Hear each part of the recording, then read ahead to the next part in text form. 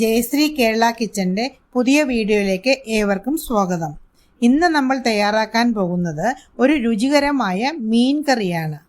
കുടംപുളിയിട്ട മീൻകറി, മുളകിട്ട മീൻകറി, ഷാപ്പിലെ കറി എന്നൊക്കെ പറയപ്പെടുന്ന ഈ മീൻകറി പൊതുവെ കോട്ടയം, ആലപ്പുഴ ജില്ലയിലാണ് ഉണ്ടാക്കുന്നത്.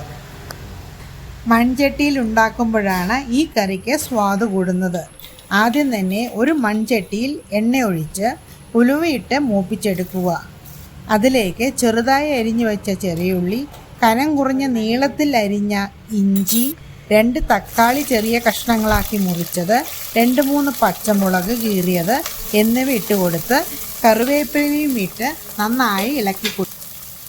തക്കാളിയും ചെറിയുള്ളിയും പച്ചമുളകും ഇഞ്ചിയും മറ്റും നന്നായി വാടി യോജിച്ചു വരുന്നതുവരെ ഇളക്കി കൊടുക്കണം.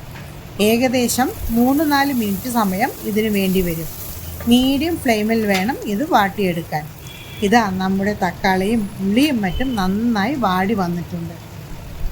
ഇനി ഇതിലേക്ക് 2 സ്പൂൺ മുളക് പൊടി, 1 സ്പൂൺ മല്ലിപ്പൊടി, 1/4 സ്പൂൺ മഞ്ഞൾപ്പൊടി, 1 സ്പൂൺ ഉപ്പ് ഇവ ചേർത്ത് പച്ചമണം മാറുന്നതുവരെ ഇളക്കി കൊടുക്കുക.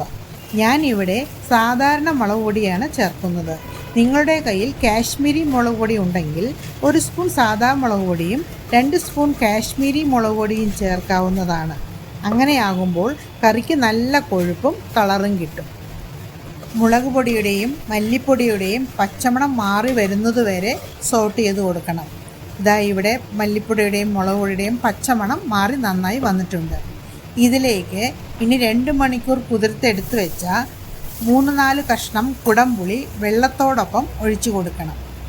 നമ്മൾ ഉപയോഗിക്കുന്ന കുടംപുളിയുടെ പുളിക്കനുസരിച്ച് 1-2 കുടംപുളി കൂട്ടുകയോ കുറയ്ക്കുകയോ ചെയ്യാം. ഇനി ഇതിലേക്ക് കുറച്ച് കറിക്ക് ആവശ്യമായ വെള്ളം ഒഴിച്ചു കൊടുക്കണം. പൊതുവെ മുളകിട്ട മീൻ കറി കുറുക്കിയാണ് ഉണ്ടാക്കാറുള്ളത്. അതുകൊണ്ട് അധികം വെള്ളം ഒഴിക്കരുത്. ഇനി ഇത് അടച്ചു വെച്ച് ലോ ഫ്ലെയിമിൽ ഒന്ന് തിളപ്പിക്കണം. ഇതാ നമ്മുടെ കറി നന്നായി തിളച്ചു വന്നിട്ടുണ്ട്. ഇങ്ങനെ തിളപ്പിക്കുമ്പോൾ കുടംപുളിയുടെ പുളി നന്നായി കറിയിലേക്ക് ഇറങ്ങിക്കിട്ടും. ഇനി ഇതിലേക്ക് വൃത്തിയാക്കി വെച്ച മീൻ ഇട്ട് കൊടുക്കണം. ഞാൻ ഇവിടെ വൃത്തിയാക്കിയ 1/2 കിലോ നെയ്മീനാണ് ഉപയോഗിച്ചിരിക്കുന്നത്. ചൂരമീനോ അയലയോ ആണെങ്കിലും ഈ മുളകിട്ട മീൻ കറിക്ക് ഉപയോഗിക്കാവുന്നതാണ്. മറ്റു മീനുകളും ചിലർ ഉപയോഗിക്കാറുണ്ട്. കറിയിലേക്ക് വൃത്തിയാക്കി വെച്ച മീൻ ഇട്ട് കൊടുത്ത് നന്നായി ഇളക്കി അടച്ചു വെച്ച് 10 മിനിറ്റ് ലോ ഫ്ലെയിമിൽ വേവിക്കണം.